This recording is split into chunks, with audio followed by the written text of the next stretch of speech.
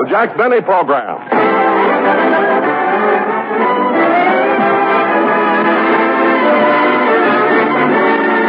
Starring Jack Benny with Barry Livingston, Phil Harris, Rochester, Dennis Day, and yours truly, Don Wilson.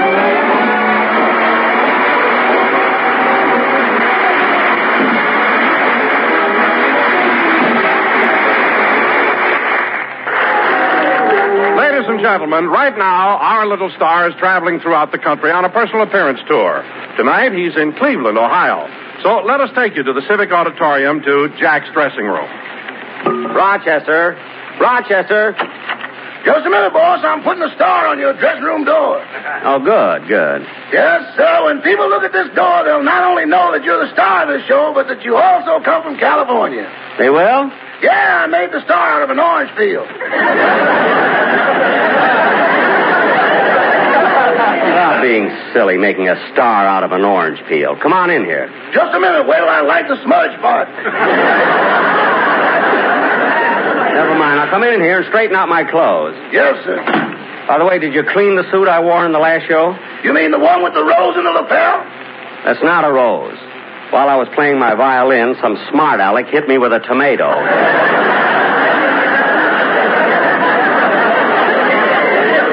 You know, Rochester, talking about tomatoes and oranges has made me hungry for some fruit. Well, let's wait and see what the next show brings.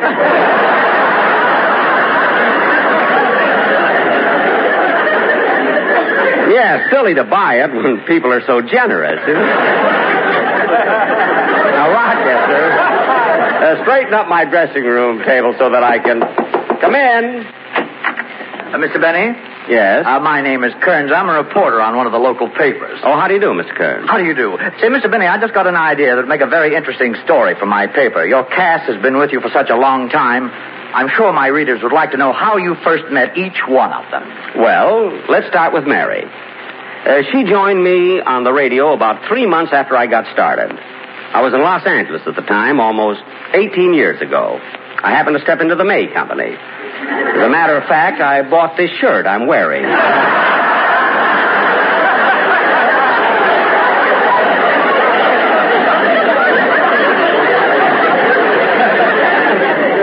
They give guarantees, you know. Anyway, it was in the latter part of 1932. I had purchased my shirt. I gave the man $1 and was waiting for my change.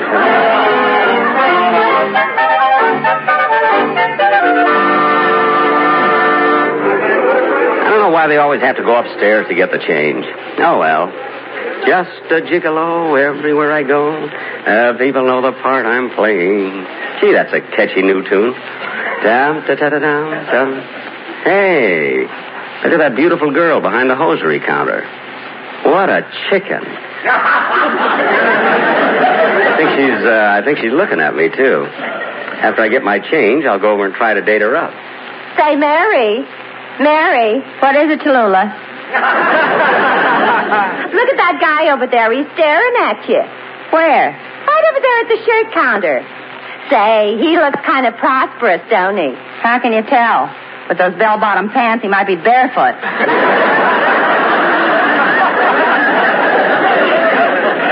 Look at him. He's winking at us. Yeah. And get a load of that straw hat he's wearing with the bright red ribbon on it. Yeah. And look what it says on it, the Waukegan Kid.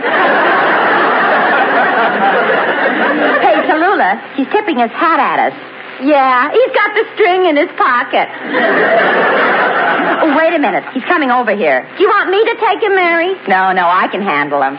Just a gigolo everywhere I go.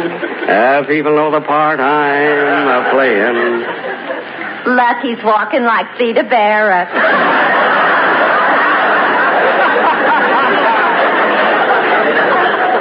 Yeah.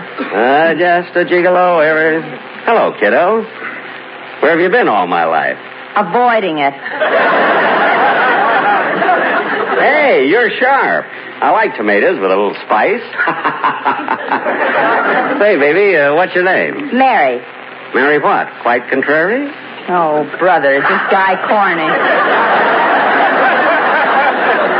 What was that? Look, my name is Mary Livingston. I was born in Plainfield, New Jersey. I know I should be in pictures, but I'm happy here at the May Company. And they think I'm a very good sales girl. Now, what do you want? Wait a minute. Take it easy. You got me wrong, baby. Don't you know who I am? No, thrill me.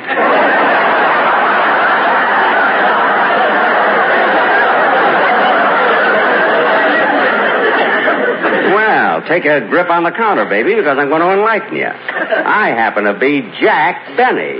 Well, what do you know? Hey, Tallulah, he's Jack Benny. Who's Jack Benny?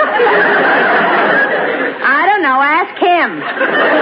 Oh, you're kidding. You know who I am. You ought to go out with me. I've been on the radio 3 months. So what? My lamp's been on the radio 3 years, and I won't go out with that either. Well, say, you're pretty fast on the trigger. What are you doing working here in the department store? You know, you should be on the radio. What did I tell you, Tallulah? I knew it was coming. What? My mother told me there'd be men like you, but I thought they'd be much younger. Hey, you're terrific. Listen, baby, you got everything it takes. Good looks, a nice speaking voice, and what a personality. I'll bet you tell that to all the girls. No, I don't. Now, listen, Mary, you ought to be on the radio with me. I'll get you places. You'll be a big star. Say, you're not kidding, are you? Of course not. Look, why don't you meet me tonight for dinner, and we'll talk things over.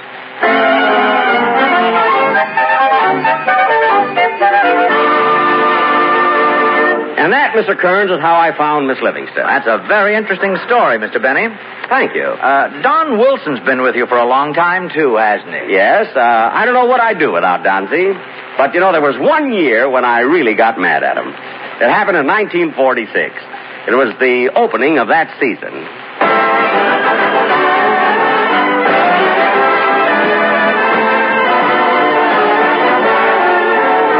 Well, Don, here we are at the start of another season. That's right, Jack. How does it feel to get back in the groove? Well, to tell you the truth, I'm a little excited. I've got a nervous stomach. I know just how you feel, Jack. I got a nervous stomach, too. Well, you're just about 30 inches more nervous than I am.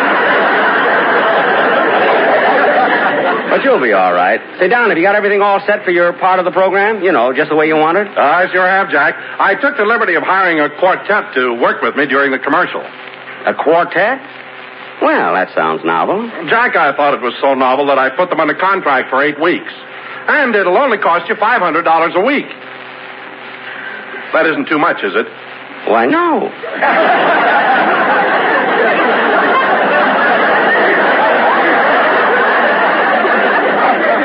I mean, no. Don, that quartet must be sensational for that kind of money. Oh, they are, Jack. Now, this will start a new style in radio. Talking commercials with a big vocal background. You'll be crazy about it. I know, but $500. Well, if it's as good as you say, it might be worth it. Can I hear him now? Why, certainly, Jack. Say, fellas, come on up to the microphone. Nice-looking boys. Okay, Don, let's hear this musical commercial. Okay. Ready, boys?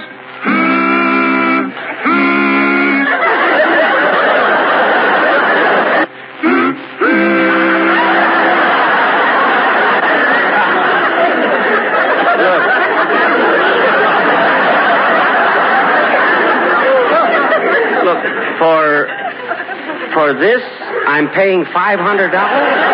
Yes. Don, Moby Dick. Get them out of here.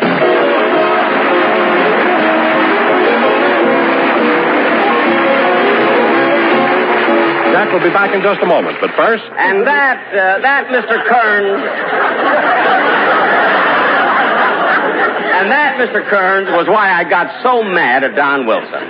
But I really shouldn't have, because today the Sportsman Quartet is really quite successful. Oh, then you like the quartet now? Yes. You see, when they sing, it's so soothing because it drowns out Phil Harris's orchestra. I know what you mean. And now that you mentioned Phil, Mr. Benny, how did you ever find him, anyway? Phil Harris? Well, it was about 14 years ago.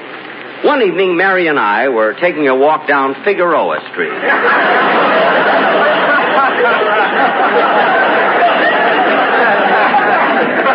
Say, Mary, we've walked quite a ways. Say, before we catch the bus back home again, would you like to step into this nightclub and relax a little? What nightclub? This place right here. They got a band and everything. And look at that poster on the wall. Phil Harris and the sweetest music this side of the Hyperion outfall.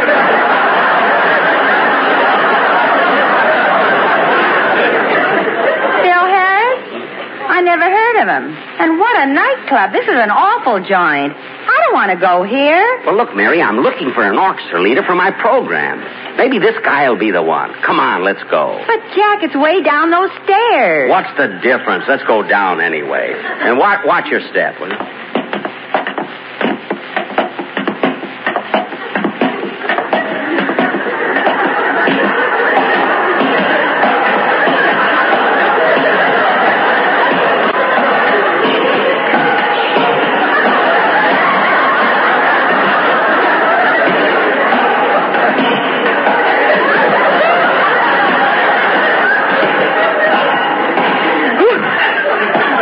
Let's rest. If I go down any farther, I'll get the bends. I think we hit bottom, Jack. Here's the door. Oh, yes.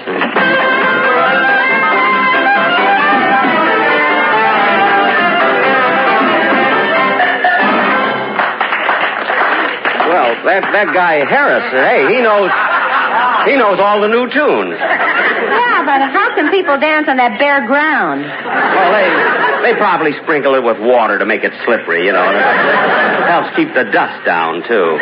Let's find a table. Well, maybe that man will get us one. Oh, yes. Pardon me, are you the waiter? Well, what do you think I am with this napkin over my arm? A new father?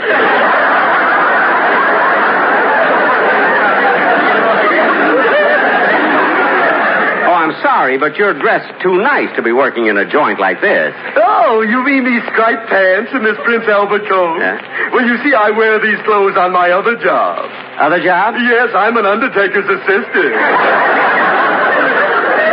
Oh. It was my idea to put the candles on the table. And now, would you like to have me find a table and lay you out? Seat you? Yes, please. Come on, Mary. Here you are. Now, what would you like to eat? Nothing, thank you. We just came in to hear the band. Well, you might as well order something. There's a 35-cent minimum. 35 cents? Well, I'll have a chicken sandwich and a combination salad. And I'll have a steak sandwich and French fried potatoes. Anything to drink? No. You might as well. You've got 15 cents to go.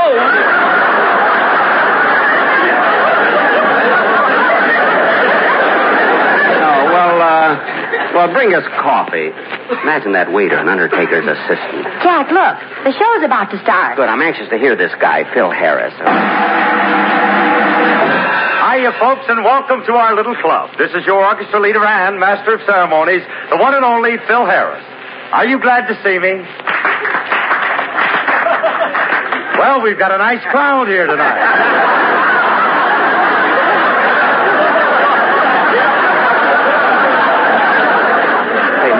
Mary, he has a swell personality. We'll see. And speaking of crowd, folks, a funny thing happened to me on the way to the club today. A guy walked up to me and said, "Hey, Harris, where'd you get the black eye?" So I told him it was a birthmark, and he said, "A birthmark?" And I said, "Yeah, I got the wrong birth." No, lady, don't explain it to him. If you don't get it, just let him suffer. Let him lay there. Hey, Mary, did you get it? I got it all over me.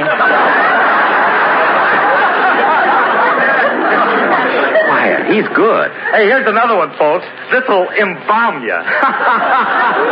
Embalm you. Did somebody call for me? Quiet. He's going to tell another joke. Hey, get this, folks. Sing, you bum! There's been a request that I sing.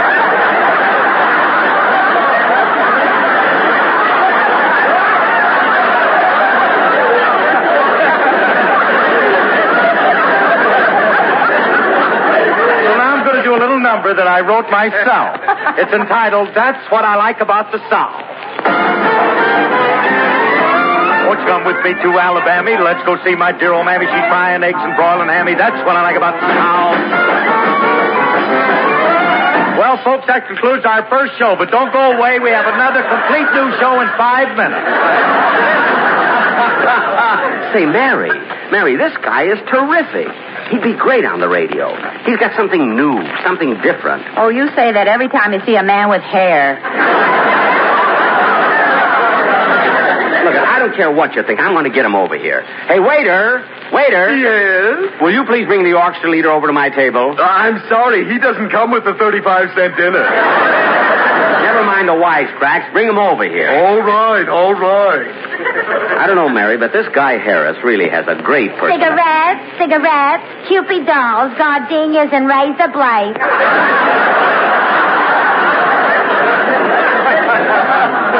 Imagine razor blades. Oh, miss, give me a package of cigarettes, please. Yes, sir. What kind? Lucky Strikes. Jack, do you smoke Lucky Strikes? Certainly, Mary. They're wonderful. And who can tell? I may be working for them someday. Oh, by the way, miss, what's that you've got on your tray there tied up in a pink ribbon? That's a lock of Mr. Harris's hair, 20 cents.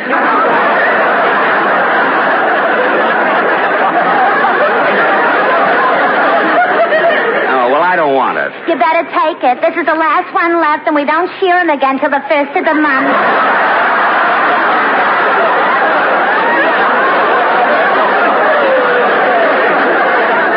No, thanks just the same. Here are your Luckies. Thank you. Say, Mary, she's kind of cute. Oh, you fall. Wait a minute. Here comes Phil Harris. Hey, I understand one of your cookies want to see me. Why, yes. Sit down. This is Miss Livingston. Hiya, Fame. My name is Jack Benny. Look, Bud, I ain't got much time. What do you want to see me about? Well, I wanted to talk to you about a job. A job? Yes. Can you wait on tables? I don't mean that. I've got a job. Look, you see, I have a radio program, and I'd like you and your band to be on my show, Mr. Harris. Just call me Curly. Oh. Till the first of the month. Oh, yes, your cigarette girl told me, yes. Now, Mr. Harris, radio is a different type of work. You read music, of course.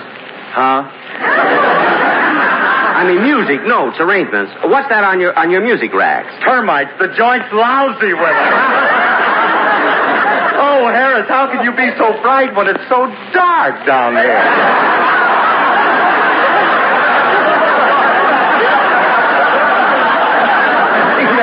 This guy's got a terrific sense of humor. He'd probably be able to write my jokes for me. I'll settle if he could just write.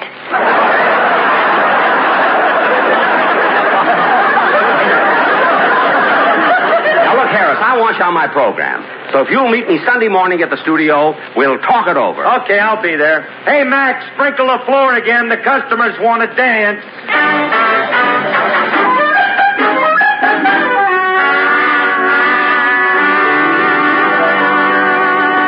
And that, Mr. Kearns, is how I met Phil Harris. Well, that's quite a story. Mr. Benny, just how did you discover Dennis Day? Dennis Day? Well, to tell you the truth, Mary discovered him. Really? Yes, it was about 10 years ago. I was looking for a singer for my program. And one day, Mary came rushing into my house. Jack. Right here, Mary. What is it? Have you found a new singer yet? No. Well, I found one. His name is Dennis Day. Look, here's a picture of him. Say, if the kid can sing, he's just what I want. Look at that face. Those bright, intelligent eyes. I knew you'd like it. So I called his house and told him to come right over so you could meet him.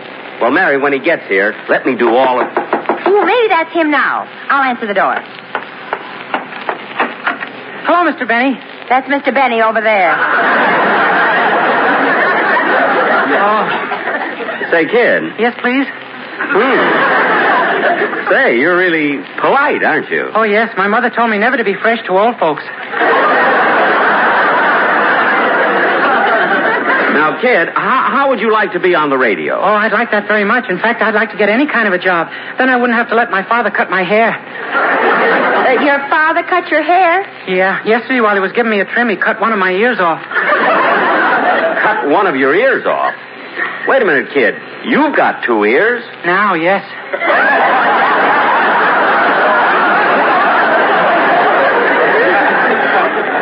look, Mary, I don't... He'll never do Jack, that. He'll never do this, fella. Jack. He won't be good, I'm telling you. He'll never... You won't be able to stand him, I know. Jack, you can just use him to sing. He doesn't have to say anything. I guess so. Well, kid, how would you like to work on my program? Well, I'll have to ask my mother first. Your mother? She's right outside. I'll go call her. Oh, Mother! Mother! Don't mind her greasy overalls. She just came from work. Oh. Mother, this is Mr. Benny. How do you do? How do you do? Now, Mrs. Dave... she had to put her pipe wrench on my piano. What are you mumbling about? Mrs. Day, I'd like to have your son on my radio program. Oh, Mr. Benny, you don't know what this means to us. Just a few minutes ago, my son was nothing, and now he's the star of your show. Star? He'll have lines to read, songs to sing. He'll have his own dressing room, and he'll be treated with the utmost respect. Yeah, utmost. Now, look, Mrs. Day, I want your boy to be on my program, but I just want him to sing a song. Are you trying to hold him down? My boy has talent. He'll sing 2 songs. Mrs. Day, put down that wrench. Not on the piano. Don't shout at me. Nobody shout. And you got a lot of nerve invading the privacy of a man's house. After all, this is a private home. What's private about it? You've got a lemonade stand on the lawn, a jukebox in the living room, a payphone in the hall, and a row of Bendix washing machines on the back porch.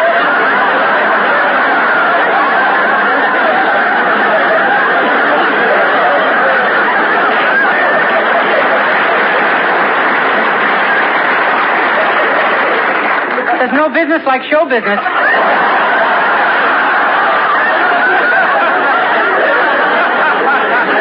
Now, look, Mrs. Day, if you want your boy to be on my program, just be at my lawyer's office tomorrow morning. Gee, he's suing us already. I'm not suing you. And go.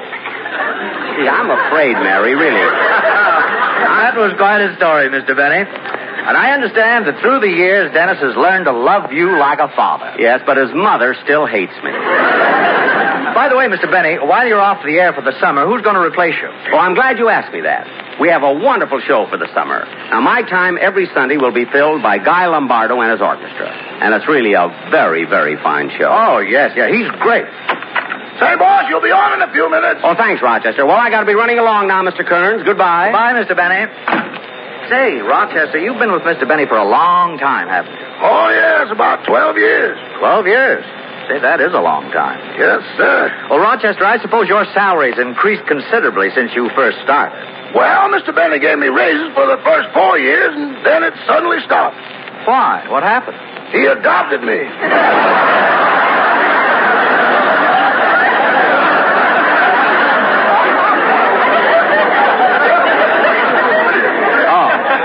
Yes. Say, Rochester, what's that lying on the dressing table? Uh-oh, Mr. Benny forgot it. Oh, boss! Yes, Rochester? You forgot it again. Oh, well, I got to get right on the stage. Throw it to me. Well, what do you know? He caught it right on his head. See you later, Mr. Good. Goodbye, Rochester.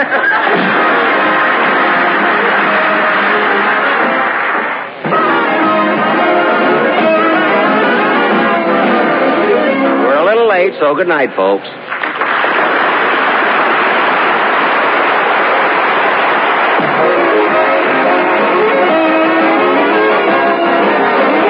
The program is written by Sam Perrin, Milt Josephsberg, George Balzer, John Tackerberry, Al Gordon, Al Goldman, and produced and transcribed by Hilliard Marks.